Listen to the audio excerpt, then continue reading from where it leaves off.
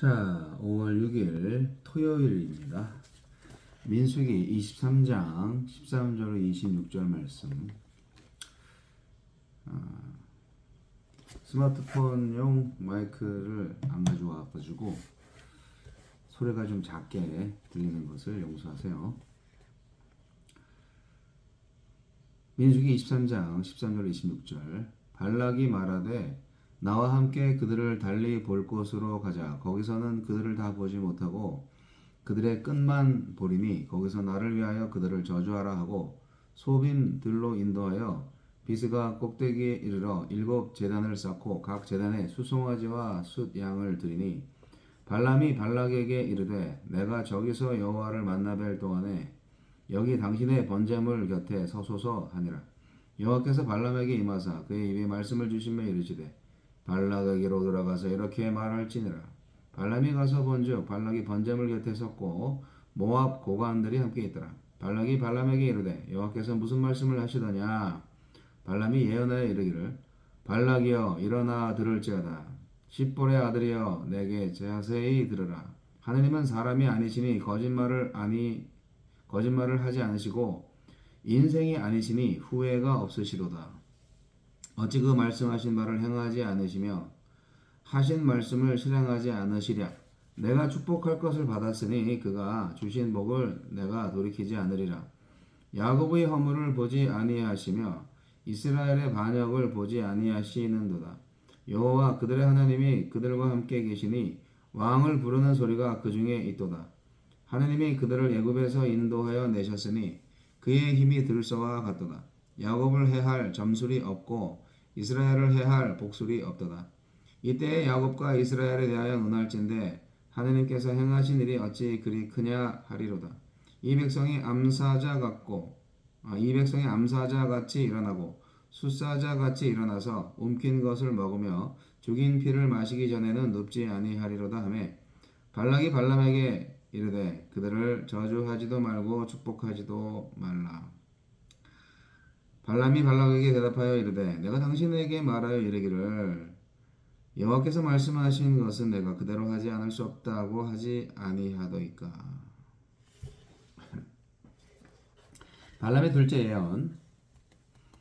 발락은 포기하지 않고 장소를 바꿔서 다시 저주 예언을 부탁합니다. 하지만 이번에도 발람의 입에서는 이스라엘을 향한 하나님의 축복이 쏟아져 나옵니다.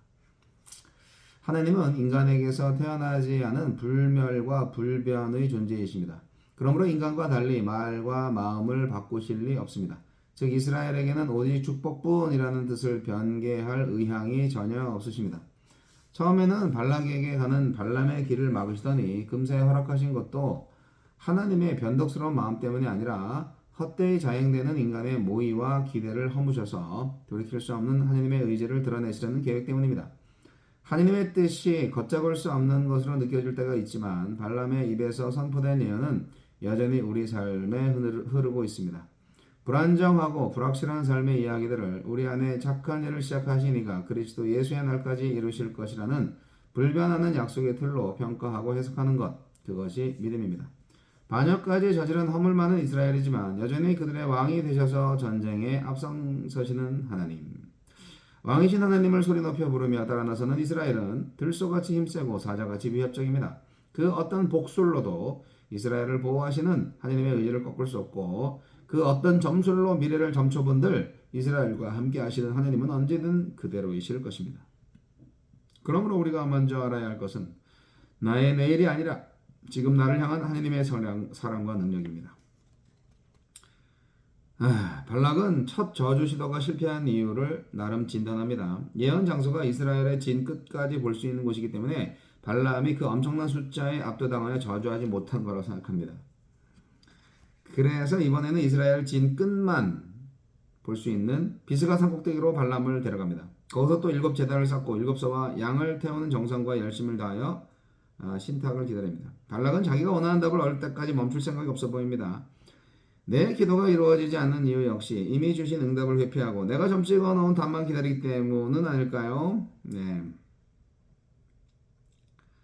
왜 기도하는가를 점검하지 않고 어떻게 기도해야 응답받을 수 있을까에만 머물고 있는 것은 아닙니까?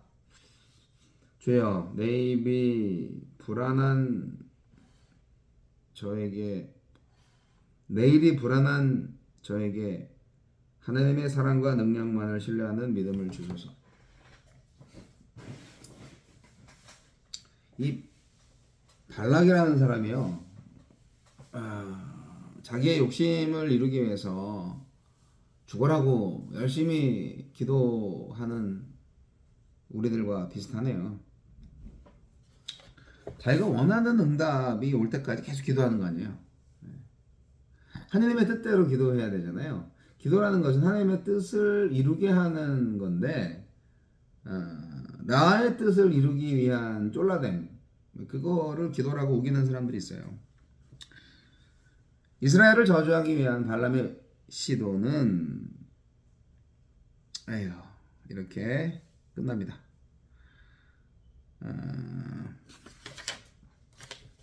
근데 계속 그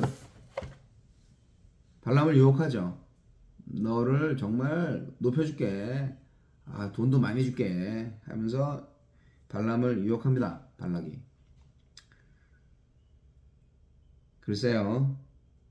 장소를 옮기는 것에 대해서도 굉장히 깊은 생각이 있어요. 머리가 좋아요. 비스가 산꼭대기로 데려갔다고 했는데 거기에는 이제 이스라엘 진영의 끝만 보이거든요. 그들을 약하게 보이게 해서 그들이 믿는 하나님 여호와를 두려워하지 않게 해주려는 의도죠. 뭐 그런 거 갖고 뭐 예언을 바꾸겠어요, 발람이. 지금 하나님이 직접 역사하고 계신데, 발락은요, 발람을 설득하려고 할 것이 아니라 충분히 드러난 여호와 하나님 의도 앞에 굴복해야 했습니다. 이미 증명된 여호와의 권능 앞에 모압 족속은 복종해야 했습니다. 근데 그렇게 못하는 것 같아요. 여호와를 알되 그분을 인정하지 않는 발락에게 발람은 하나님께서 그 입에 넣어주신 말씀만 전합니다. 이런 목사만 있으면 정말 좋을 것 같아요. 하나님께서 넣어주신 말씀만 전하는 목사. 자신의 주장이 아니라 하나님의 자기 주장을 전달하는 예언자죠. 발락이 여호와께서 무슨 말씀을 하시더냐? 그렇게 물어봤을 때 이스라엘을 향한 여호와 하나님의 변치 않는 사랑의 고백을 쏟아낼 수밖에 없는 거죠. 발람은. 그래서 안돼 그런 말 할 거면 이제 말하지도 마. 그렇게 발람의 입을 막아버리는 발락. 발락 이름도 참 아주 이제 발악을 해요. 발람한테 말을 하죠. 이스라엘을 향한 어떤 축복도 어떤 저주도 하지 마라. 이게 공평한 듯 보이지만 저주가 나올 리가 없기 때문에 아예 축복도 차단하자. 뭐 이런 의도잖아요. 좀 바보 같은 생각이죠. 내가 하나님을 내 주권자로 인정하고 살 때 세상도 나를 통해서 하나님을 알게 되고 인정하게 되지 않겠습니까? 세상의 불신을 탓하기 전에 내가 세상 앞에 어떤 하나님을 보여주었는지 돌아보시기 바랍니다. 하나님을 세상이 어떻게 보냐? 이미 믿는 그리스도인을 통하여서 세상을 보는 거예요. 발람에게 들려주신 이스라엘 하나님의 말씀, 결국 이것은 언약의 파트너, 이스라엘을 향한 하나님 당신의 사랑이었고 신실함이었습니다. 이스라엘이 하나님을 버렸고 배신했고 원망했고 막 그랬지만 하나님은 징계를 주시기는 했지만 그러나 끝까지 포기하지 않고 사랑하시고 인도하시는, 그래서 당신이 하신 약속을 지키시는 분, 그게 바로 우리 하나님입니다. 발락의 제사, 뇌물, 복술 뭐 이런 걸로 하나님이 그 마음을 바꾸실 분이 아니죠.